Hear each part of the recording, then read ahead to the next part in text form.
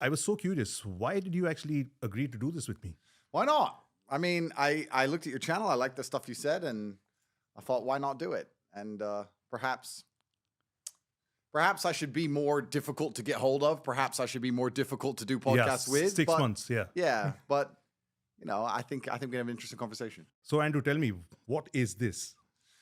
This is my father's hand symbol. So my father used to do this when he was playing chess. He Right. would sit there and he would focus like this. And I Okay. guess I copied it because that's the whole point of being a son to a father, right? You're supposed to copy your father in all ways and you're supposed to replicate them. And I feel like I've done a very good job of doing exactly that. I feel like that's the exact point of even having a son in the first place. It's them to be a replica of you. Me personally, I want to create 25 Andrew Tates to cause problems into the future. That's what I want to be, a little army of troublemakers. So I saw my father doing it and I copied it. And it's a power mudra. I think a lot of people know that now, but there's balances the left hemisphere and the right hemisphere of your brain as well, right? Absolutely. And it works. Sometimes, if I need power, it's kind of like Power Rangers, where they get the thing out and then it powers them up. I can just do this and then it's ready for war. So I did it famously when I was arrested. I did it in the police car and I do it very often. And there's been some conspiracy theories, that I'm Illuminati and all these kind of things. But it's interesting to read these. It's very interesting when people show them to me online and they say, look, we think you're one of this team or one of that team. Yeah. Especially as I'm trying so hard to tell the world how things actually work. I feel like my arrest, though, has proven that I'm genuine. I feel like that 100%. The one thing that they made the mistake with trying to take me down is they proved I'm not on their side. So anyone now with a functioning brain goes, okay, well, he's not in their club because they're screwing this guy over. So anyone who's still out there, with their social media platforms and jumping up and down and performing and doing whatever, those are the ones. But you know how it also is, right? A lot of these people, they think that, all right, this guy is clearly on that side. He's actually genuinely honoring himself and all of that stuff. But there's still some sort of hidden agenda because at the end of the day, people want to say what they want to say and what they believe. Yeah. So how do you get past that? Yeah, I mean, there's always going to be people who have theories about you. There's always going to be somebody who believes X, Y, and Z. Yeah. But it's the controversy that makes it interesting. Like my brother and I talk about this quite often. You need both sides of a story to perpetuate it. If it's all just one side of the story and it's accepted truth, then it's not interesting. So even my haters who say that I've actually committed crimes, or the people who say I'm not actually a good guy or whatever, and I've joined this team and I'm secretly a controlled opposition, you need both sides because it's both sides and the arguing that perpetuates it. You need people who hate you. You need people who love you. And all my haters do a fantastic job of keeping me extremely relevant, and I have to thank them for that. So I have no concerns for certain people in the world disliking me. In fact, I'm very aware that that's an important side of the coin, and I'm glad they exist. Yeah. And I'm glad that I can't imagine doing it, right? Because I wake up every day and I have things to do and I have a very busy life and I'm trying to be successful and I have beautiful children and wives to see, cars to drive. I have interesting things to do. But if people want to wake up and dedicate their life towards hating me and trying to take me down, which of course just adds hot air to my balloon, then I'm going to take it. Thank you very much. I mean, you're unpaid members of staff and they do a fantastic job. So tell me, what is your opinion about India? What was your visit like in Mumbai? Yeah, that's a very good question. So I wish I knew you when I went, and I'm actually going to ask you a question, sir. I want you to tell me what India's like, but because I got there and it wasn't like I expected it. It's firstly, it's not cheap. I stayed in the Four Seasons and I spent the same money in Mumbai as I did in Dubai. Yeah. It's very expensive. True. Which didn't matter, but I guess that just surprised me. Yeah. And then traffic's crazy. Were you as successful as you are today? No. I don't think so. No. At that point. It was many years ago. Traffic's crazy. I had no idea where to go, what to do. And I think it's a metaphor for the entire world and life as a whole. It's not where you are, it's who you're with. Yep. It's the same for every city. It's the same. Even just to quickly go back, this summer I spent the entire summer on house arrest and I had the best summer of my life.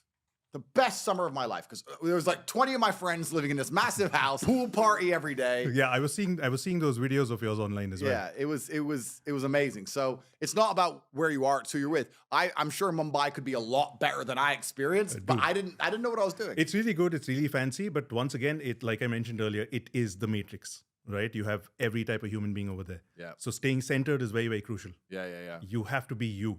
You just can't allow yourself to be taken for a ride. Do you think it has like you're saying it's very fancy. It has like a Dubai vibe if you know where to go. There's all this high-end stuff and high-end bars and these kind of you've things. been there, you've done that. So you know what that's like. So Mumbai is definitely not a place that would fascinate you anymore. Whereas there are a whole bunch of places in India that you'd love exploring. Yeah. Like there's Kashmir. It's beautiful. It's like Romania, isn't it? Yeah. Then we have a whole bunch of other places like Rajasthan, Jaipur, culturally very, very rich. And it's such a big country. It is huge. It's very diverse. Yeah. It is very, very diverse. Like even in Mumbai, you must have seen the Four Seasons. Right besides that, there's a slum. Yep. Yeah. So that's Slumdog Millionaire for you. Yeah. And you go. I was in Mumbai, and people are like, "When are you gonna go see the Taj Mahal or Taj Mahal?" That's I'm like, Agra, yeah. I'm like, it's far. It's Yeah. people think India is all like, you just go to Mumbai and you see it all. Bro, the You need minute a you're long time there. minute you're out of this whole mess that you're presently in, Yeah. I'd like to bring you over to India, man. And I will accept that invitation, but I have a feeling this mess is going to morph and change and continue for quite a while. Do you think you actually call this upon yourself at times? Because Well, I've always seen that, it's like a self-fulfilling prophecy also. Yeah, people say words are powerful, and I understand that. But I also knew what was going to happen. I truly believed it was going to happen, and I thought by preempting it and making it clear that it's all a setup, it'll make it very easy for the obvious thinking person to understand what's going on. So I know that words are powerful, but I have a very interesting view on that, to be honest, because I often say things which I perhaps shouldn't say. I don't know if I'm goading the universe. I don't know if I'm challenging them, but I don't operate from a realm of fear. So I'm just not afraid to say certain things, whether they come true or not. But I knew what they were going to do eventually. I knew it was going to happen. There was no way that they were going to allow me to continue to be as relevant as I was, saying the things that they don't want me to say. Correct. And that's what the law has. That's what the government has. That's how the matrix works. They have law. That's all they have.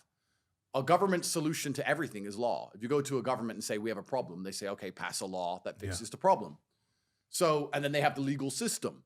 So if you upset them, they just get the legal system. They set the dogs on you. So it was very obvious play, which I knew was going to happen. And now it's evolving, and we're going to be in this process for quite a long time, and multiple countries are involved, and who knows how long it's all going to last. And the great thing about all of it, the truly amazing thing about it is, at the end of it all, whether I'm innocent or guilty, they can't give me cancer. They can't put me in a car crash. Right. They can't do anything that's genuinely I mean, there's people out here in the world today who are experiencing terrible things all day, every day. The worst they can do is put me in jail. And I had a pretty good time in jail. Yeah, I mean, I have no problems going to jail. It doesn't bother me at all. I'm not going to ask you any jail questions, man. I've seen that. I've studied that too Yeah, long. it's been done a bunch of times. But yeah. The punishment for all of this garbage really isn't scary. In fact, it's quite... I know this sounds insane, but the idea of going and spending some time in jail, I find quite tempting and reassuring. Well, it's just it would be a unique experience that I'd get to look back on and get to enjoy, and it'd be a different level to the map of life. And I have no problems at all going. I will not be sad for a single second. I think the frustration of the initial arrest and not knowing it was going to happen was different. But now that I understand it's a possibility, I'm completely at peace with it. In fact, I'm kind of tempted by it. It'd be very interesting to go. I think it'd be a cool story. You don't get to come to India then, man. I'll come to India afterwards. That's the thing. I'm a young man, right? I'll come to India afterwards. I mean, I'm not that young. I'm 37. But Bro, I'm 35. See, you're young. Yeah, I am. I'm old. No, you are, bro. He's 37. He looks younger than me. I'm 37, but I often think about this, and you can think about life this way in general, but when I'm 42, all this junk will be over. I'll still have hundreds of millions of dollars. I'll still have beautiful children. I'll still have all my houses and my cars, and so none of it matters really in the grand scheme of life. It's not like I'm going to be losing the best years of my life. It's not like it's going to last for a very long time. Even if they try and stitch me up, I'll be in jail for a year or something garbage.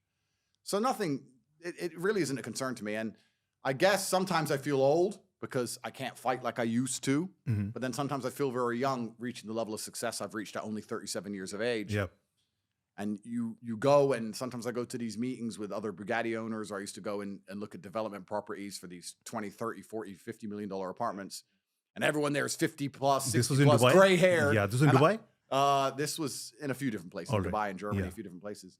And I'd walk in there and be the youngest man by a mile, and I'd say, oh, maybe I am still young. Story of my life, man. Yeah, well, there you go. And usually youth comes with a lack of wisdom, but I try very hard to make sure that's not the case. And then you have unlimited energy in your youth. And if you're wise enough at a young age and you have the energy of youth, then you can do a lot of things. How did you overcome all this fear of yours? Because, doing this interview right now. I don't want to call it an interview. I'm just going to call this a tete-a-tete, right? Yeah. Because it helps me calm my nerves as well. Yeah, I'm not yeah. going to make it that elaborate. Yeah. But at the same time, I'm telling myself, how has this man actually overcome all of his fear?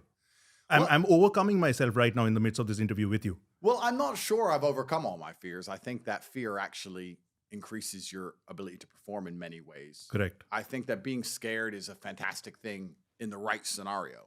If you're not afraid, then you're not sharp. When you walk along the street at night and it's dark and you're a little bit intimidated and you're a little bit scared because you're in a bad part of town, your hearing is sharper. Your eyes are sharper. Your reactions are quicker. So I think that fear is a fantastic thing in the right scenario. There are certainly times where you need to be calm and you can't let it overcome you, but I think fear is a fantastic thing. I do have fears that I have not yet overcome, and I don't want to overcome them. I do have the fear of not being able to take care of my family, for example, if the Matrix attack is successful. I do have fears of, I call it fear, but this actually sounds quite arrogant. It's not a fear, but I love now, and I'm very accustomed to having anything I want all of the time. I would hate to go back. So I do wake up and think I don't really feel like working today, but Andrew, you can have anything you want all of the time. If I want a Kernan's egg, I buy a Kernan's egg. So yeah, I am motivated by the lack. I'm motivated by the dark and the yin and the yang. I'm not motivated by the light. When I buy a brand new $6 million car, I'm not motivated to work harder because I have a $6 million car. I'm motivated to work harder because I would hate not being able to buy a $6 million car. And I feel like perhaps my whole life I've been motivated the dark as opposed to But the is light. that an attachment to lack in some way? Of Still? course, I think it is, but I think it's just an attachment to the dark. I think the masculine essence is. Even when I was a professional fighter, I wanted to win. But the primary reason I wanted to win is so that I could make him lose. It wasn't about me winning. It was about him losing. He spent 8 weeks calling out my name and telling the world he's going to beat me and telling his wife, don't worry, wife, it's going to be okay. I'm going to win. I'm going to pay for the kids. Don't Yeah. worry. I love you. I'm training so hard. And he's told the whole world he's going to beat me. So by forcing him to lose in front of his family, that gave me satisfaction more than winning itself. I've always been attached to the dark of the world. I feel like the dark of the world has always motivated me. So on the yin and the yang scale, I have a lot of light and I have so much beauty and I have a very blessed life. Yeah. But it is because I've been so deeply in the dark and understand the realities of how the world works. But that's just always been what motivated me. If I want to, once again, put it down to something asinine like buying a car, if I want to buy a Kernan's egg, I don't care about driving the car. I just want other people to not be able to have it. And I just want to be able to say, look, I can spend $6 million on WhatsApp in 10 minutes. Who are these other people? Other rich people who have to think about it or finance it or contemplate it Correct. or sell a house. Right. I just want to be able to like, bing, bing, took it, ha, ha, ha. Instant gratification, impulsive? What? I think it's just about the others losing. I think the world has tried very hard to breed this out of men, but I am unapologetic about it, and I'm not afraid to admit it, that I am absolutely interested in conquest. I'm interested in peacocking my feathers and being the best. I'm interested in showing off. I'm interested in alpha male high. Look at me. I have everything. I can do everything. Look at me. This is who I am. And they say that this is all bad and toxic masculinity, but that's, again, just a massive psyop. The entire world was built off the back of toxic masculinity. All the high buildings in Mumbai are built by men who want to prove themselves and say, look what I can do. I can literally go and build a building that's 100 stories high.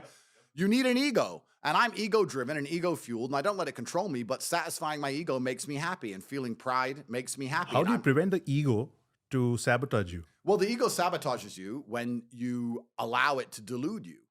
And this is what a lot of people do, because they'll have an ego without the real world accomplishments, and then they become deluded, and then they become non-competitive. To remain effective, you need to be very firmly in the real world. I have a massive ego, but I'm also a realist. I know what I'm good at. I know what I'm bad at. I don't apologize ever for saying what I'm good at, and I will sit here and admit the things I cannot do. But as long as you have feedback that you're going to take on board and you have a good team around you and you're also self-analyzing all the time, then you can remain a realist and an egotist, and then I think you'll do very well. The masculine ego has built the entire world. It's the reason nearly every single man ever went to war and conquered anything. The masculine ego, in fact, it's very interesting. I was talking to a girl the other day, and I was saying that men crave adventure more than women. She was saying, oh, no, I like adventure. I don't just want to sit at home. I like to go out and explore things and go to restaurants, Correct. etc. I said, no.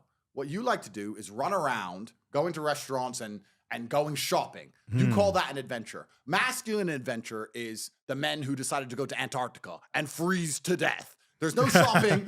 There's no sushi. Yeah. They just felt like they had to do it to satisfy their ego and to place their names in the history books. True. So there's something inside of every man that feels that, and they try and breed it out of men because they're afraid of that masculine spirit, because that masculine spirit is hard to conquer, and they want to conquer us all. But I have no problems admitting that I am motivated by the dark of the yin and the yang, and I have no problems admitting that my ego motivates me and that I'm motivated by pride, and I like to feel proud, and I do things that allow me to feel proud. And as long as I stay realistic and I don't become egocentric, then I feel like it makes me as competitive as possible. So you keep upskilling yourself? Well, you have to always push the limits, right? What's the point in living otherwise? What are you doing right now to just keep yourself up? Well, this is the thing. It's in general. It doesn't matter if you go to the gym and you try and lift more weights. It doesn't matter if you try and make more money that you can't possibly spend. Right. It doesn't matter if you need more beautiful children. Yeah. You always need something to do, right? And you always need somewhere to push. They say when you retire, you die. I would argue that's probably true. Or sharks die. No, when that's they true. stop swimming. That is true. Of course it's true. Yeah. So I think there's a lot of men out there who perhaps are battling with themselves because the matrix and system has told them, no, you're not supposed to think that way. You're not supposed to be that way. You're egotistical. You're driven by pride. You should get rid of all that. And you should, I don't know what, become soppy goo instead, just some porridge mess that the matrix can program. But no, you're supposed to wake up and look in the mirror and say, this is my name. This is who I am. I'm going to be the best version of myself. And everybody's going to respect me. And I'm going to force them to, because that's the way the world works. Respect can be squeezed out of people. They don't have to like you. You can't squeeze someone liking you. You can't grab space-time from the universe and force everybody to like you, but you can force everybody to respect you, whether they want to or not. All of my haters respect me. They sit there, this guy's so bad, so bad, so bad, but they can't say I'm unsuccessful. They can't say I'm not intelligent. They can't say I'm not rich. I'm still worthy of all their time and attention. They've dedicated their lives to me, so I've forced them to respect me. If I was a nobody, then, and they wouldn't be reporting on this garbage case of mine. So you can force respect from people, and this is actually most observable with women. There's a whole lot of women who are dating men they don't even like. Yeah. And they're sleeping with men they don't even like, but they respect him. Because it's the security that they offer, right? That's right. The security they offer and the respect. And they can say, I don't even like him that much. In fact, I hate him, but I just do as he says. Why is that? Because they respect you. So I'm driven by that. And I guess, I mean, I've talked to psychiatrists, and there's some psychiatrists who would argue that it's insecurity to feel like you need to prove yourself to the world all the time. And I think that's part of the psyop. They convince you you're insecure if you want to prove you're capable. If you want to prove that you're different and intelligent and interesting, you're insecure. They always say that you're born abundant any which ways. Then why is the rest of the world poor? Well, right? There you go. Yeah. But they say you should have no interest in what people think about you. That makes you insecure. And that is the largest psyop in history. To wake up and say, I'm not going to be successful. I'm not going to be strong. I'm not going to be interesting. I'm not going to go out there and test myself. And I'm not going to put honor on my last name, because I would hate for people to think I'm insecure. I'm secure. So it doesn't matter if you think I'm a loser. And it doesn't matter if I am a loser, because I'm just going to sit at home and I'm secure. No, it's not insecurity. It's called duty to your last name and honor. And that's just another one of the many different tentacles inside of the psyop octopus, trying to snatch any motivation left from the masculine spirit. If I was a man who was unsuccessful and I hadn't met my physical capability or my financial capability or my mental capability or my spiritual capability, I would be insecure. I would sit and say, this is a failed version of who Andrew Tate could be, and I'm not happy with who it is. And I think that every man should be like that, so he gets up off his ass and does something. But how do you have such incredible self-worth? Obviously, it was instilled within you because we are the sum total of our parents, right? In the first 7 years of our life. I think so, yes. But also, competence is confidence. I think they go hand in hand. You're going to be confident at doing things you're good at. And I understood I had to get good at things from a very young age. And I was challenged from a very young age to constantly test myself in endless competition. My whole life has been competition. Correct. It was chess tournaments from a very young age. Yeah. And then it was professional fighting. My whole life's been a massive competition. Right. And I understood that there's winners and losers. And that's how the world operates. To this day, right now, it's the same thing. And you just get good at the idea of competition. I think there's a lot of people out here who don't realize they're in a fight, or they know they're in a fight, but they want to ignore the fact they're in a fight, because they don't want to have to accept that they're losing. So they wake up and say, oh, I'm just a man living life. Bro, they're too comfortable. Yeah, they're too comfortable. No, you're not. I was 140 kilos myself. Like, I was a really fat kid. Yeah. You know, I lost all that weight, but of course, I started abusing steroids at that point of time. I got hooked onto drugs. Yeah. That is something that I didn't want to do. But That's what I thought I was. I needed that external validation in my life Yep. because I didn't know who I was. Yep. Right? I was always trying to be somebody that the world was trying to dictate who I should be. Yep. But I had an awakening of sorts myself. Okay. And it was fairly recent. And I just transformed into another version of myself where I was able to actually see that this is how this version of me will sabotage a perfectly good situation. Yep. I had to sit and discipline myself. I had to be an older brother to my younger self. Yeah. I had to do that all the time. I had to become a future version of myself in the present moment by offering gratitude for already becoming who I always knew I could be. Yep. But what's very interesting is all those bad things you just talked about, the bad experiences, you wouldn't have been able to self-educate without the bad experiences. Experience. You need the bad things also, just Yeah. as we talked about earlier about haters, and you need the light and the dark and the yin and the yang, thousands of years old. You need the two. This is what's very interesting. The point you made is very, very, very pertinent. There's a lot of people who complain about the bad things that happen in their life, not understanding that without the bad things, you'd have no life at all. You need all of the bad things. You need the mental struggle. You need to go through things which you regret. You need to sit there so that if you've never regretted any action you've ever taken, how can you sit and make a intelligent decision for the future? You cannot. You can't do it. Yep, You need to sit and say, well, I felt the sting of regret for X. I don't want to feel the sting of regret for Y. You need this experience. And that's what life is all about. People think that life is just the good times. And this is the massive misconception. Love is a perfect example. Let's use love. Because people think being in love is holding hands and I hold hands and we cuddle in bed. I love them. Love is the whole spectrum. Love is missing them. Love is breaking up with them. Love is being sad they don't text you. Love is the whole circle. There's no up without down. Anything that has the ability to emotionally affect you positively has the ability to emotionally affect you negatively. There's nothing in the world that can only affect you in one direction. Even something as asinine and stupid as an object. We'll go back to cars because I used it earlier. If I buy a car for 6 million euro and it makes me very happy, if that car sets on fire at random, I'm going to be extremely angry. This is what happens. If it's a Nissan, it won't make me happy, but if it sets on fire, I won't be sad. They're directly correlated. Anything in the world that makes you happy that you currently have, whether it's a person, whether it's a job, whether it's a scenario, whatever it is, also has the exact inverse capability to make you extremely angry. So you have to accept this about You're life. quite detached, man. You're quite detached from everything that you also own. You say you love it, but at the same time, you're okay with letting go. Well, that's because I think I have confidence in myself to get it all back. And that's also because I have quite a lot of emotional control. And then perhaps, maybe I'm a little bit of a sadist. I don't know. But when bad things happen to me, You love it. I kind of enjoy it. And I think that maybe it's perhaps I just enjoy it for the story. Perhaps my whole life is not about trying to find comfort. It's trying to find challenges, and it's trying to find stories. I'll be very honest with you. Even in jail, my brother and I kept saying this is probably the best story, one of our best ever stories.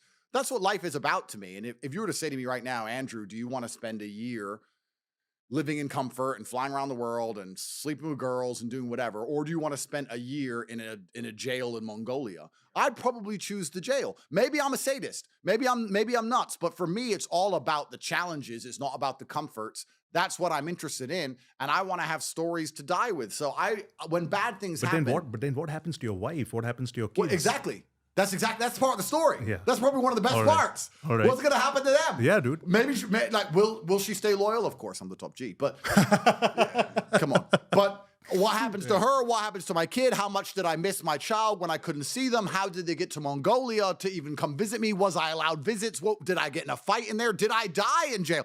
Who knows? But this is the whole point. Maybe I'm just addicted to the idea of having stories worth telling, because I think if your life just goes well all the time, you know what's really interesting, because the world's so changed. Sorry, I'm going to cut you out over here. But have you programmed them?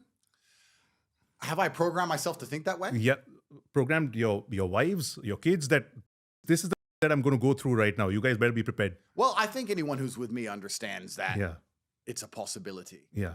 There's certainly a chance that something bad can happen at any time. They're very concerned. My woman says to me every single night, like, I hope you wake up tomorrow without a police raid. Like, it's just, who knows, right? It's unpredictable. It's stressful, dude. And it's stressful for the woman more than me, because I'm at peace with all of this. In fact, I truly enjoy it. And this ties into what I was about to say. I think that, like, I can tell you a story. 10 years ago, maybe, I bought my first Lamborghini. When I bought that Lamborghini, I was in England. I bought it in London.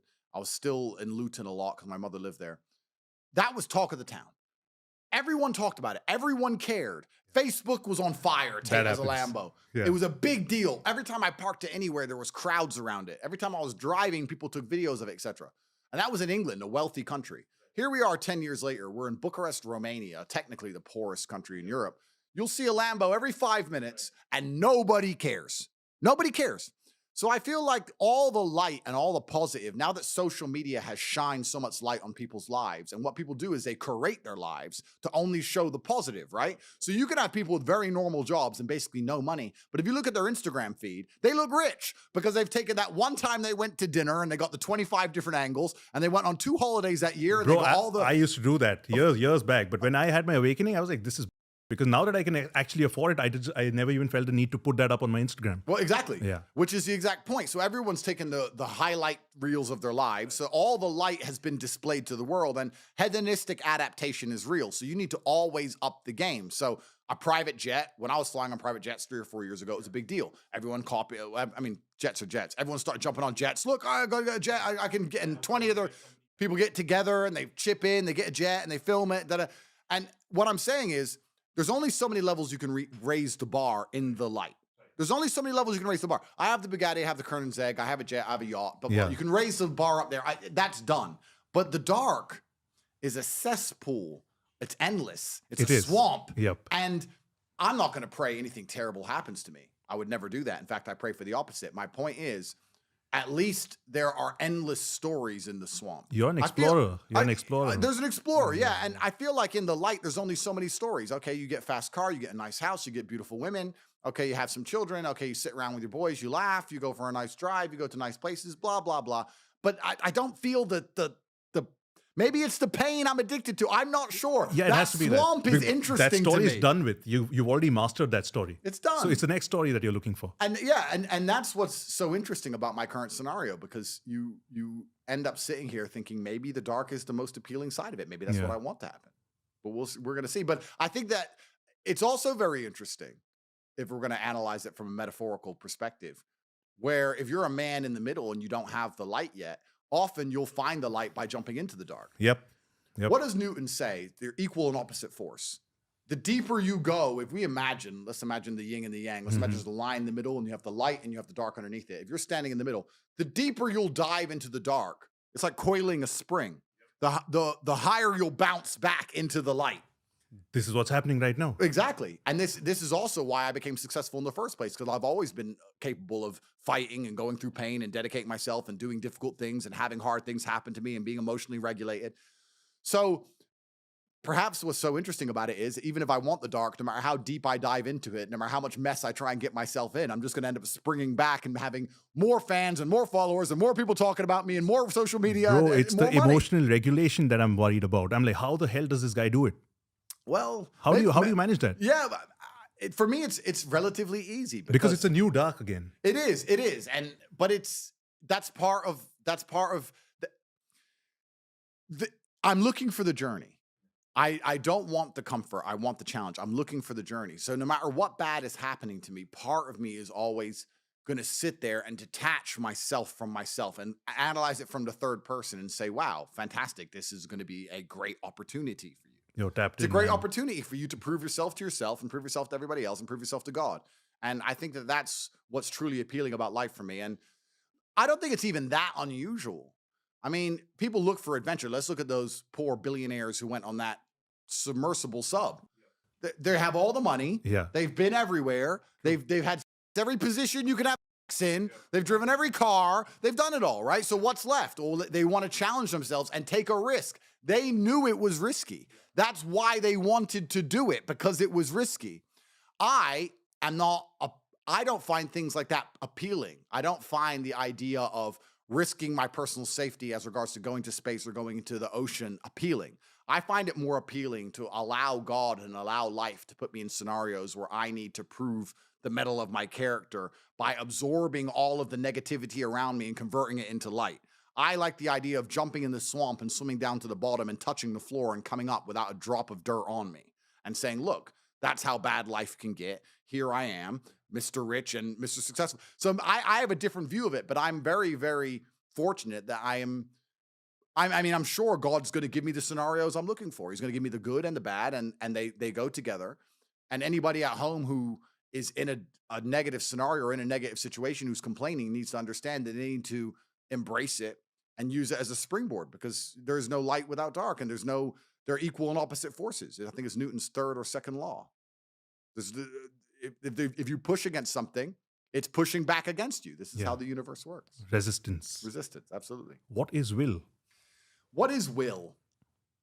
Well, I've analyzed this at length. Are some people born just to be certain ways, or are they trained to be certain ways? Is it nature or is it nurture? I guess you could argue a case for both. If you have a strength of will, then it's, I guess, an illogical obsession with X. And I think that you, as a man especially, should always have a degree of illogicality about you. If you're too logical, the thing is with rationalization and being logical is that you can talk your way out of something so easily. It's very easy to say, why be a professional fighter? I could get brain damage. Is it worth it? No. Why drive fast cars? I could crash. Is it worth it? No. Why? You can very easily rationalize inaction. You can always rationalize cowardice. We just saw this with, right? You had a whole bunch of people who took, because they rationalized it. Where's the paperwork says I should, and the data from the scientists, and they rationalize it, right? So you can rationalize doing the cowardly choice. Being brave is nearly always illogical. So to have strength of will, you need to be an illogical person. And to be a good man, you need to be illogical. To wake up and say, this doesn't particularly make sense, but this is what I want to do. Bro, that is exactly what I did, because a lot of people said that you've taken all the steroids in the world, but you don't want to take this? Yeah. I'm like, no, it just doesn't make sense to me. I don't know. Something happened, man. 2019-20 was a bit of a portal, is what I kind of believe. I think I woke up and I was able to successfully see through what you've been seeing for a while. Yeah. Exactly. Yeah. And the holes in the matrix. And then you have to sit and say, okay, well, now we know how they operate, and these are the most powerful people on earth, and they have the legal system at their disposal. It would be illogical for me to sit here and argue with them. Yeah. But I guess you need strength of will. You do. And if you take a man who's not illogical in any way, I think they're not very good at being men. Men are determined by what they believe, and they're determined by their duty and their honor and their illogical obsession with it. And that's what I would say will is. Yeah. Bro, that's a beautiful answer. Thank you. I'll take it. Thank you. Why do you think that the society that we're in at present is purposely trying to emasculate men in general? Oh, I think that's there's two answers to that. Yeah. The first thing is they have to remove the warrior class from society so they can subjugate everybody. Right. It's always been the same. When the Romans would turn up and they'd conquer a Greek town, they'd kill all the military-age males, they'd slash all their necks so that there's never going to be a resistance force against their occupation. So they're trying to demasculinize us all because they intend on making us all slaves. And they don't want men who are going to stand up and resist against them, men like me saying things that they don't like. So they want to just basically turn everyone into eunuchs and cucks. So they sit there and allow that that's what they want. They want you to give up your women and give up control of your family and give up control of your children's minds and give up control of your land to foreign invaders. Yep. And they want you to just sit there and accept it all. So they have to remove the masculine spirit, because anyone who's remotely masculine is going to say, no, this is my country, my land, my town, my wife, my kids, my house, and you're not going to control any of them, and no one's going to take them off me. So they have to remove that. But also, I think another reason is when laws are made, it's quite annoying that they have to make laws for the group. They can't make laws for the specific. They have to make laws based on the lowest percentile of the population. Yeah. I talked about speed limits with this, and it's a very easy example, but I have world champion athlete reflexes. I've done thousands of hours of professional driver training. I have 60 cars. I drive them every day. I am passionate about driving. I have vehicles which can stop at twice the speed a normal car could stop at. The speed limit for me should not be the speed limit for everybody else. I'm better than everybody else in a better machine. But they can't do that. They can't say the speed limit is 50, but Tate can go 100 because Tate is exceptionally intelligent, genius IQ, has an SF90 that has carbon ceramic brakes. He doesn't drink alcohol. He doesn't take drugs. So Tate can do 100 and you have to do 50. They can't do that. So what they say is we have to make a speed limit for everybody. So the 50 speed limit is based on the woman who drinks on the weekends, who doesn't even like driving, who doesn't pay attention, who listens to her music too loud and does her lip gloss in the mirror as she drives. So they have to make the limit based on the lowest percentage of performers. Right. a group can only move as fast as the slowest member. Right. So when they make any law, they have to come along and say, who are the lowest performers? Who are the biggest losers in society? Because we have to accommodate for these people. Very, very true. And we have to punish the other people at the top by making this big group law where you have to accommodate for the losers. So you're saying, why is masculinity under attack? Well, they're coming along saying, well, for the group, what's going to be good for the overall group? We don't want certain people to be monumentally successful. We don't want certain people to be outside of this percentile. We don't want certain people to be outside of this parameter. Let's just make a law for the overall group. Let's make rules for the overall group. And they haven't sat there because, I mean, I have to give feminists, although they're idiots, I have to give them credit. I understand what they're trying to do. Feminists, I understand what you're trying to do, but in typical female fashion, you f***ed it up. Because what they're trying to say is toxic masculinity is a man who gets very angry and is big and aggressive and gets mean and then loses his temper at his wife and beats his wife up. That is toxic masculinity. I agree. So then they say men shouldn't be big and aggressive and mean. But that doesn't work because you need big, aggressive, mean men to protect women. You need big, aggressive, mean police officers and soldiers. So they've come along saying, for the group, we need to make everyone not be big, aggressive, and mean anymore because there's a couple idiots who are big, aggressive, and mean and beat the shit out of their wife. That is the wrong solution. It's a generalization. It's a generalization. Yeah. It's the generalizations that they're scared of, was they don't understand the best men on the planet are big, aggressive, and mean. Those are the best men on the planet. Those are the men they need most. Feminists need big, aggressive, mean men to protect them for their points of view because they can't protect themselves, meaning they have no point of view without men, meaning feminism's a masculine movement anyway. It is. The whole world is a masculine movement because men are the only ones who can defend an idea. If you can't defend an idea, you don't have an idea. So all these women, when they sit on these podcasts and they say blah, blah, blah, that's all fine. But please understand, men allow you to say these things and men protect you because otherwise you wouldn't have an opinion. You'd be absolutely subjugated. So that's why they're trying to demasculinize society, because they're making generalized rules based on the lowest percentile of the population. And then in a more sinister fashion, they're trying to put the entire world into a slavery or a serfdom because, I mean, they've always been looking for control. The elites have always been looking for control. I don't think this is a relatively new thing. How much do you think after people like yourself, are they actually succeeding? I don't think that they are, because I think people today are able to successfully at least wake up and smell the coffee. It's true, but we've moved into a very interesting period in human history, because what used to happen is the elites would try very hard to subjugate. The people would realize they're being subjugated, or they'd rebel, or they'd get upset. The elites would then be ousted and replaced. Yep. So if you had a king in charge of a country and there was a peasant revolt and a civil war and he lost that war, he would end up dead and a new king would come. But I don't think that happens anymore because, firstly, the people who are leading us, we don't know who they are, truly. I mean, I can guess, I can say some names, but that would just accelerate my decline. We don't know where they are. They're not geographically stuck to a particular area. So they could be anywhere doing anything. Could they ever be replaced or changed and the new puppet who comes in truly be different? Well, we've seen some attempts with that, with Trump, for example. Yep. Look at what they're doing to him. Another 40 cases. Yeah, well, there you go, right? So that's an interesting scenario. And it's also a very interesting scenario because we're entering the age of AI. And I feel like usually what happened was the elites would lie to the populace. The populations would wake up because the world is cyclical, right? What we're going through now, I'm sure there's been people who have always believed the world is going to end. I really wake up sometimes, I look around and think this is all about to collapse. It's over. The end times are here. But I'm sure they felt the same in World War II. Yeah. I'm sure they felt the same when the Roman Empire was falling. The age of Atlantis, all of that I'm stuff. sure everyone sat there and thought, this is the end. I'm sure the Romans, when they saw the Roman Empire on fire, saw the barbarians and thought, this is it. This is civilization. It's over now. It's over forever.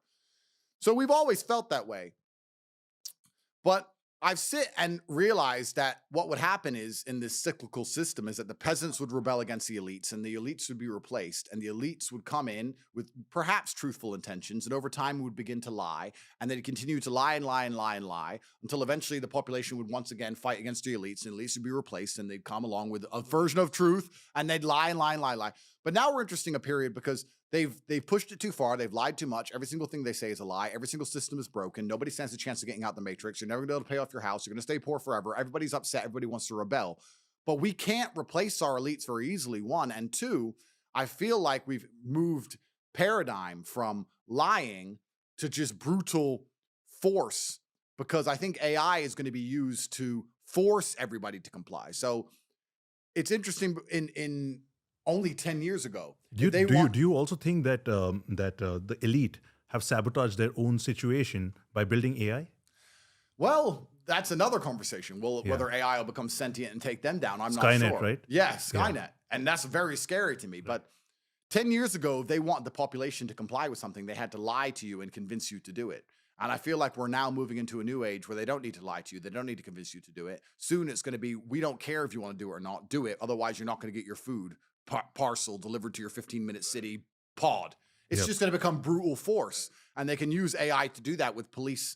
Once the police are robotic and once they control everywhere we go, once facial recognition cameras are everywhere, once all the cars are electric and once the money's electrical, and once a lot of the populace become useless, which is going to happen by AI as well. All the low-skilled jobs are going to be replaced. The average man's not going to be able to compete in the labor market. It's already begun. That's right. So it's going to be a form of communism where you need the government to feed you, and they're only going to feed you if you get the injections they tell you to get. Otherwise, you're not going to get your food allocation. And they're not going to sit there and say, you should get the injection. It's safe and effective. They're going to say, you should get the injection or you're not going to eat. So we're moving to a new era now, a new age where they no longer need deception and sugar-coated lies, and they can rely on brute force and brute computation to force you to comply. And I think it's actually the most scary version of this circle. We talked about how the world is cyclical. Never before in history has humanity been replaced. There's always been a human element, and that's now being removed. So I feel like perhaps this is actually the end of the world this time. Yeah. And it's scary. And then you have to sit and think, well, how do you protect yourself against these things? And bro, you better get out of this whole situation before AI actually begins to dominate. Well, there we go. There we go. And then how do you protect yourself against these things? Well, you need to know people. You need to have a strong network. And then you need to have a whole bunch of money, because money is the stored time and energy of other humans. But then again, it's about understanding where do you actually allocate all those funds. Well, here you go. This is exactly what I was about to say. You nailed it. Because now the largest proportion of my net worth and my wealth is being allocated towards building my own machine army. If AI is inevitable and AI cannot be replaced, I mean, if AI cannot be displaced, if AI is coming for all of us, well, I want to control as much of it as possible. That's simple. If they were to say, look, AI is coming to society, it's going to disrupt and displace so many people, and it's going to control the entire world, I'm going to say, fantastic. Well, I want to understand it, and I want to have as much AI as possible under my control and my influence. So I'm working very hard on a bunch of AI projects. How do you do that? Do you mind sharing a couple of them? Inside of Hustlers University, inside of my school, we teach artificial intelligence. And I think anybody who doesn't sign up for $49 and learn how artificial intelligence works is dooming them and their entire bloodline to eternal slavery. But we're investing a whole bunch of money in trying to produce AI versions of me. We're trying to produce AI versions of entire teams that Andrew can launch Skynet. crypto projects. Yeah, Andrew Skynet. No, because even now, my superpower, one of the things I'm best at, is sitting and talking. Yeah. I would argue in 50 years, that's going to be completely irrelevant. Yeah. We're all going to have chips in our brains, and we're all going to have access to the internet instantaneously, and we're all going to have the ability to put together with ChatGPT the most eloquent speech ever. So my superpower is about to go out of fashion also. So I'm sitting here going, okay, well, can I build a Skynet version of Andrew Tate? I'm still old school. I'm still willing to learn the old school methodology that you actually provide in terms of communication. Yeah, well, there you go. Yeah. But it's all going to become obsolete. So what I'm trying to do is just always be ahead of the curve. I want a Skynet version of Andrew Tate, and I want Skynet employees, and I want to use as much AI as possible. I sit and analyze all my companies and literally sit there with my partners and say, how do we put as much AI as possible into this? I'm just trying to be ahead of the curve because it's a certainty. Correct. It's a certainty and it's coming.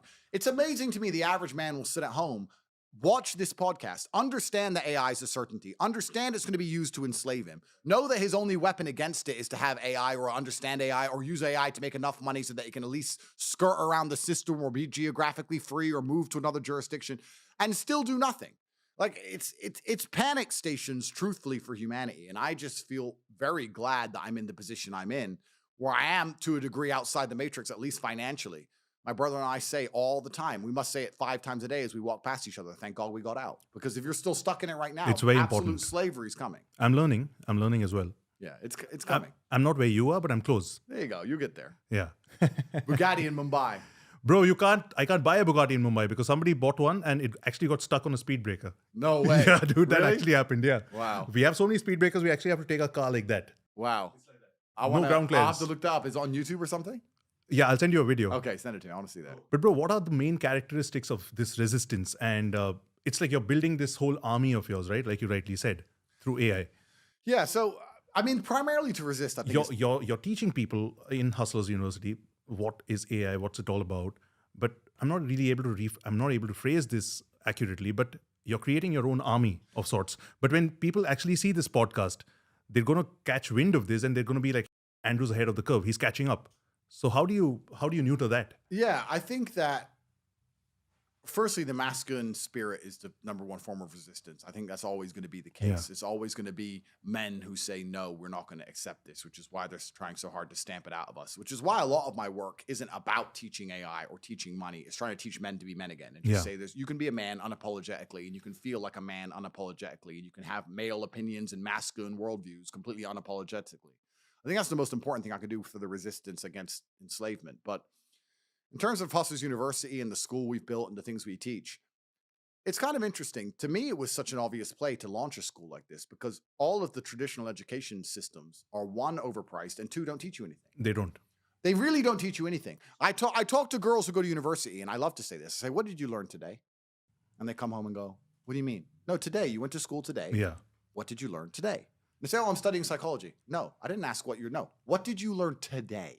They can't even tell you what they've learned. Bro, my friends in finance, MBAs in finance, they don't know how to make money, bro. Of course. It's a frequency that they need to tap into, that frequency of abundance. Yep. That's what I tapped into. Yep. That's how it just started flowing to me. Yep. Then I had to actually learn, how do you actually make money? Because, first you need to start feeling abundant. You need to feel that feeling. That's right. If you don't have that. It's amazing. And people who, I know it makes no sense, the people who are struggling, but I have always been that way with money. Like if I had no money, I'd tip my last money. I'd give 50 euro my last money. Bro, that Here, is me. just take it. And then you're right. It's a feeling of abundance, and it seems to appear because your horizons are open. You know what's funny? When I was poor, I thought everybody was poor because I didn't know anybody with money. And now that I'm rich, everyone's rich. It's crazy. It's amazing now that I'm rich. All the people I talk to, everywhere I go, everybody has a $100,000 watch. Everybody has a Lamborghini. Everybody has a big house. It's a paradigm shift. It's a paradigm shift, It's man. weird. Like, everyone's not poor. In fact, everyone's actually rich. Everyone has loads of money. Right. And there are people who exist in that paradigm, and that's all they see, especially beautiful women. Beautiful women, to them, everybody's rich. Yeah. Everyone they ever talk to is rich. They never spoke to a guy who doesn't have money. In their mind, men just have money. We don't even have to earn it. We just grow it. Like hair. Just like, oh, you're a man. Of course you have money. Every man I know has money. Every man on my phone has money. All my exes had money. Everyone has money. They don't even think about the fact that we have to go and earn it while they sit around doing their makeup. True. But it's true. So it is an absolute paradigm shift. But the reason we have Hustlers University is because traditional education teaches you nothing because it's outdated. The world is speeding up. Everything is happening faster than ever before, including the decline, by the way, because these things are exponential. But the world is speeding up. I did an emergency meeting the other day talking about all the crazy events that have happened so far this year.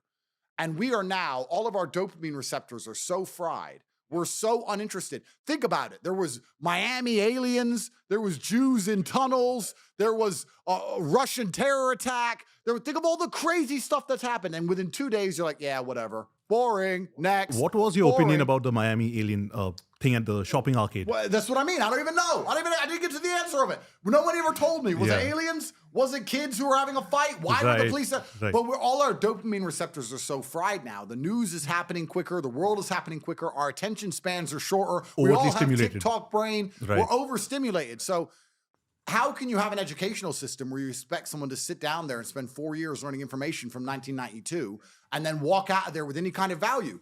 The reason we created Hustlers University is because we can add a new campus in an hour. We update it 3 times a day, every day. If you're reading a page or if you're watching a video 3 times a day, every single day that video or that page will change. It's up-to-date, constant, cutting-edge technology. And we have AI, we have crypto. If something else disruptive launches, if they launch some brand new thing I've never even thought of, we will launch a campus on it and teach you how to do it because that's what we'll do instantly. And it's the instantaneousness of it that makes it so valuable.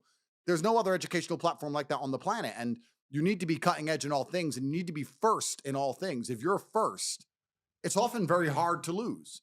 If you were the first person to the gold mine, even if you were lazy and you had a shovel, and you didn't like the sun very much because you got sunburned, you'd still find some gold. But if you're the last guy, you've now got to dig harder, you got to work harder, you got to do longer hours, all the low-hanging fruit is gone. Most people at home don't understand. If they were to just join Hustlers University and pay attention and go through the lessons, you can make a fortune off the low-hanging fruit.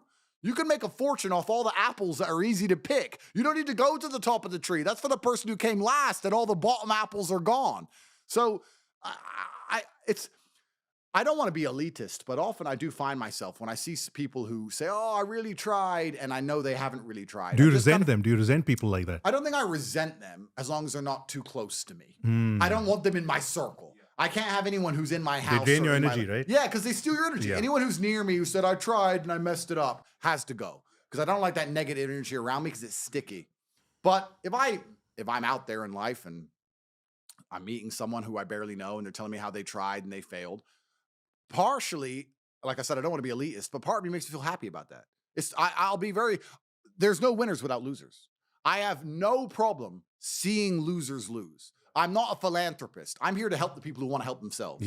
If you want to stay a loser, I have absolutely no problems with you staying a loser, staying depressed, working in Starbucks. That's fine with me for eternity. I have no problem. I'll drive past the Starbucks in my Lamborghini and I'll look in and I'll see you standing there with your little, I'm a barista with your name tag. And you can stay there and be it doesn't bother me. In fact, I very much enjoy it. Like, I doubt I'd be invited, but if my high school were to have a reunion, for example, I would absolutely love to travel with my Bugatti and my armed guards. And, oh, what did you do? You do that? Very interesting. And bro, we've actually done that, right? Yeah. We've all done that. Of course, but this is what the masculine essence is. This is why I say they try and train it out of you. They say you're insecure to act that way, or why does he have a fast car? He's small and all this garbage.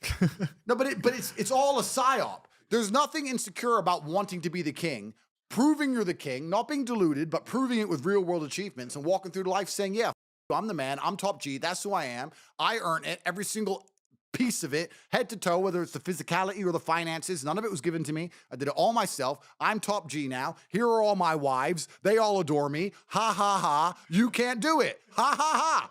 That's what life's about. Waking up and saying, ha, ha, ha. My life is one big ha, ha, ha. And the greatest thing about it is, even if I go to jail, even if something bad happens to me, because I have the ability to communicate, because I have the ability to tell the story, because I'll be non-emotional about it and not affected, because I'll remember it, it will just be another ha, ha, ha in the end. You could put me in Mongolian jail for a year and I'll come out and all my haters will be like, ha, ha, ha, you went to jail. And I'm like, no, ha, ha, ha for you. Because I'm about to tell the story and get a Netflix deal, sir. Right. So I still win. I always win. I'll reframe it anyway. So that's what life as a man should be. You should be able to wake up every day and say ha ha ha to all the people that don't like you. Dude, we're going to make a documentary on Andrew now. Bro, that'd be Netflix would be mad, but they need the views now, so they probably will. Because I think somebody else pointed this out. I can't remember where I saw it, but it's very interesting about Netflix's business model, going back to money quickly. Talking about how much money they spend producing content. Yeah. And how quick. And then I watched that saying it was a very short, it was a YouTube short. Yeah. About how much money Netflix spends producing content. And then that day I was working all day and my girlfriend was on the couch and she was watching Netflix all day. And by the time I'd finished an 8-hour work, I said to her, what have you watched today? She goes, oh, I watched this series and I watched this series and I watched this show. And I Google up the cost of these series and the show. I was like, you've torn through like $130 million worth of programming in a day. Yep. Whereas if you watch YouTube all day, you're tearing through a couple $1,000s worth of programming. Right. So Netflix can't produce programming as cost effectively as social media sites can. And in the long term, that's why they're going to lose and be destroyed, supposedly. And that kind of makes sense because Netflix, you have to pay X amount for, and they have to then go spend so much money. Whereas YouTube, people pay X amount for now to avoid the ads, and we produce all the content for them and give it to them for free. And now they're so spoiled they can delete things if they don't like it. But that's why a lot of people are now moving to just the platform I'm on. I know. And I can't recommend Rumble enough to everybody at home. Please go to /Tate Speech. You can say anything you want. I follow you, man. I get emails from you guys. Absolutely. You get to build your house on stone as opposed to sand. With YouTube, you can build up a big channel and you can upset them and they'll Me take too. it Are off you you. listening? Listen to this. That's right. You build up a very big channel, you know it's built on rock, you know it's always going to be there. And that's your time, energy, and money. You don't want to lose it, right? YouTube might just delete it at any moment. So you should always build up as well. In fact, you can sync them so that when you upload to YouTube, it automatically uploads to automatically builds a whole channel for you. So it can be done instantaneously. Been fantastic. X has been fantastic. The free speech veil is being removed from a lot of these agendas and these topics we weren't allowed to previously talk about. What's your relationship like with Elon? I've spoken to him on the phone, and whether we spoke privately or not is not for me to say. That's all right. It would be unprofessional. I understand. However, Elon's in a very, very unique position because he's trying to do the right thing, and I believe he is doing the right thing. But when you do the right thing, you start to learn how many obstacles there are. People say, why don't you just make a website and make free speech? Why don't you just make free speech?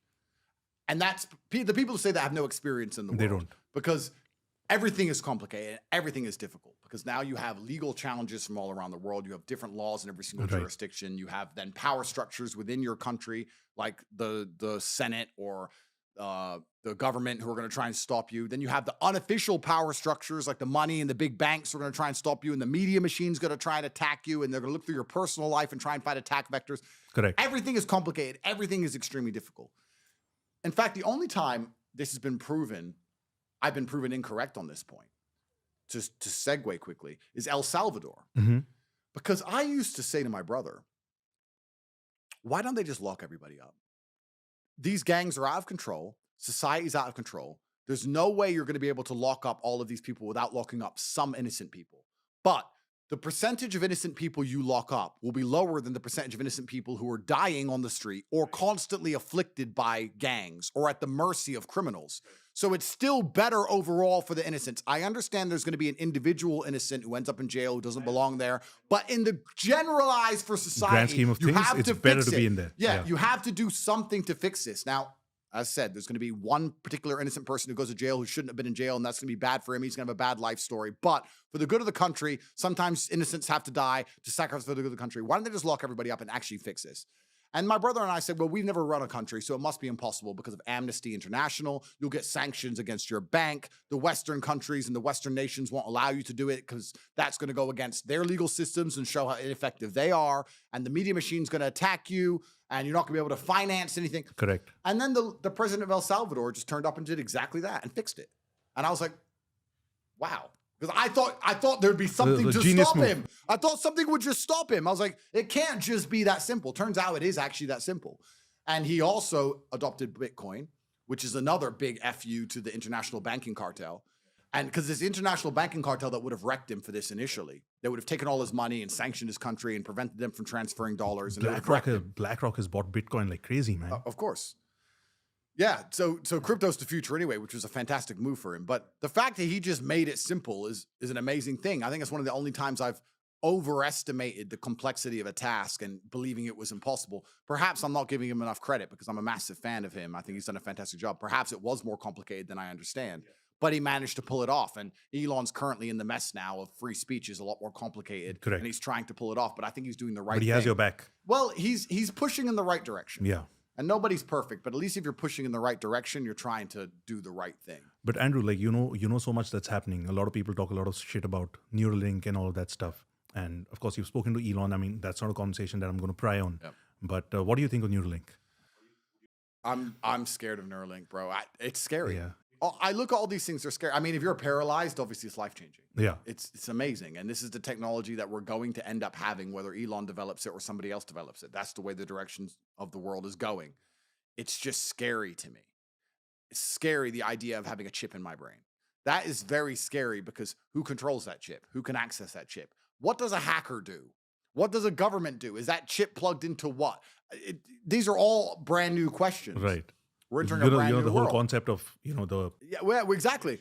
We're entering a brand new world. It's all very scary, but I'm sure that technological advancements have always been very scary to people and they can't be stopped. It's just the way the direction of the world is heading. What can I do besides try and raise my sons to be as perspicacious and strong and honorable and brave as possible? That's all you can do. And allow them, they're going to have to work it out. I mean, they'll have part of my mind. They'll be Tates. So perhaps they'll know things I won't know. Perhaps they'll be smarter than I am and they'll work it out. That's the best you can do. But all that kind of stuff. We'll install Neuralink. Yeah. We'll get the Tate program. Yeah, well, there you go. See, if I can get my AI, that's right. We can get Hustlers University beamed to your brain. Yeah, let's do it, dude. We can get my AI online so you can live your whole life with a Tate in your brain. Imagine how crazy we got to make it hack-proof, though. Imagine how crazy you'd go when you try and skip a gym day and stay in bed, and your Neuralink Tate starts calling you haram, calling you a brokey. Yeah, it might happen.